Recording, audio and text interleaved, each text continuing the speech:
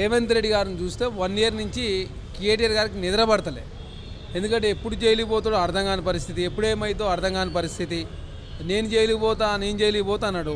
లాస్ట్కి ఏమన్నాడు, మరి విచారణ కేటీఆర్ గారు అంటే నాకు అడ్వకేట్ ఉండాలా, లేకపోతే నేను తప్పు చేయలేదు, హైకోర్టులో డబల్ బెంచ్ పోతా, సుప్రీంకోర్టు పోతున్నా, నా న్యాయ టీం చూస్తుందని చెప్పేసి తెలంగాణ సమాజాన్ని తప్పుదారి పట్టించే ప్రయత్నం కేటీఆర్ గారు చేస్తూ ఉన్నారు. ప్రధానంగా కాంగ్రెస్ పార్టీగా ఎక్కడ కూడా రాజకీయ కక్ష కారుణ్యాలు తావులేదు. తెలంగాణ రాష్ట్రంలో కాంగ్రెస్ పార్టీగా తన మన అనే భేదం లేదు. చట్టం ప్రకారం మాత్రమే చర్యలు తీసుకుంటా ఉన్నారు. తప్పు చేసిన ఏ వ్యక్తి అయినా కూడా వదిలిపెట్టే ప్రసక్తి లేదని చెప్పేసి ముఖ్యమంత్రి గారు చాలా స్పష్టంగా ప్రకటించిండు.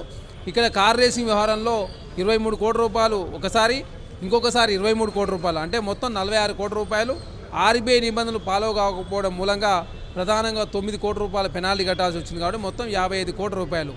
అదే కాకుండా 25 కోట్లు పంపేటప్పుడు హెచ్ఎండిఏ బోర్డు అనుమతి లేదు, న్యాయశాఖ అనుమతి లేదు, ఆర్థిక శాఖ అనుమతి లేదు. అదే కాకుండా క్యాబినెట్ అనుమతి లేకుండా ట్రాన్స్ఫర్ చేశారు.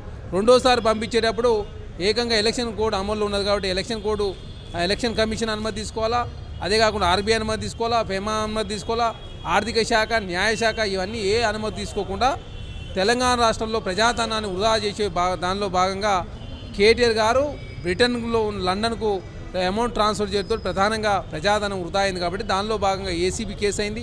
అదే కాకుండా ఏసీబీ నా మీదకి ఎట్లా వస్తుంది, ఈడీకి నా మీదకి ఎట్లా వస్తుంది చెప్పేసి కేటీఆర్ గారు మాట్లాడుతూ ఉన్నారు. ఈడీ అనేది 50 లక్షల రూపాయలు దాటితే ఖచ్చితంగా ఈడీ వస్తుంది. ఏసీబీ అనేది ఒక ప్రజాప్రతినిధిగా ఉండి ప్రజాధనాన్ని వృధా చేసినప్పుడు ఖచ్చితంగా ఏసీబీ కేసు అవుతుంది. దానిలో భాగంగా ఏసీబీ విచారణ జరుగుతుంటే దాన్ని తప్పుదారి పట్టించే ప్రయత్నం కేటీఆర్ గారు చేస్తూ ఉన్నారు. ఏది ఏమైనప్పుడు కూడా బ్రహ్మదేవుడు దిగి వచ్చినా కూడా కేటీఆర్ గారు అరెస్టును ఆపలేరు. కేటీఆర్ గారు జైలు పోడు ఖాయం, ఖచ్చితంగా జైల్లో చిప్పకూడు తినుడు ఖాయం. అదే కాకుండా ప్రజాధనాన్ని వృధా చేసినందుకు ఖచ్చితంగా చట్టం ప్రకారం ప్రభుత్వం చర్యలు తీసుకుంటుంది తప్ప ఇక్కడ రాజకీయ కక్ష కారుణ్యాలు తావులేదు.